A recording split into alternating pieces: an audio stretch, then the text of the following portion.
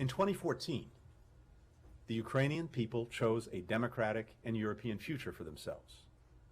Russia responded by manufacturing a crisis and invading. Ever since, Russia has occupied Ukraine's territory in Crimea and has orchestrated a war in the eastern part of Ukraine with proxies that it leads, trains, supplies, and finances, that has killed nearly 14,000 people and redrawn Ukraine's borders by force. Beyond its military aggression, Moscow has also worked to undermine Ukraine's democratic institutions. It's interfered in Ukraine's politics and elections. It's blocked energy and commerce to intimidate its leaders and pressure its citizens.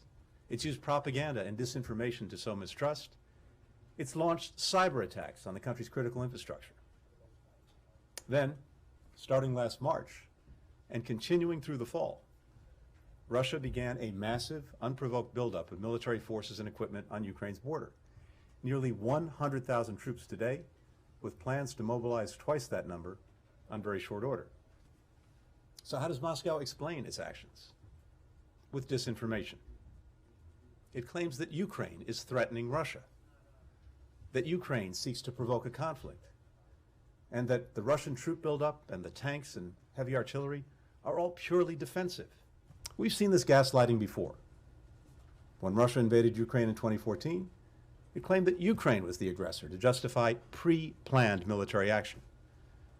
And again today, we see a significant effort to push propaganda against Ukraine, NATO, and the United States.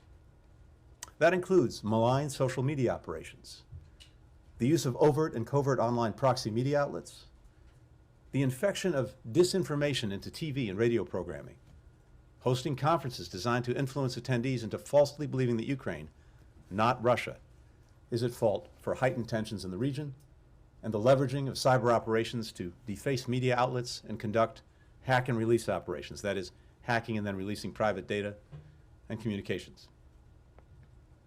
No one should be surprised if Russia instigates a provocation or incident, then tries to use it to justify military intervention, hoping that by the time the world realizes the ruse, it'll be too late. The idea that Ukraine is the aggressor in this situation is absurd. It's Russia that invaded Ukraine nearly 8 years ago. It's Russia that is the military occupier of part of Ukraine in Crimea. It's Russia that to this day is fueling a war in eastern Ukraine. It's Russia that has failed to implement any of its Minsk commitments, indeed is actively violating many of them, and refuses to acknowledge it's a party to the conflict. It's Russia that's taken aim repeatedly at Ukraine's democracy. And it's Russia that's sending troops to Ukraine's border once again.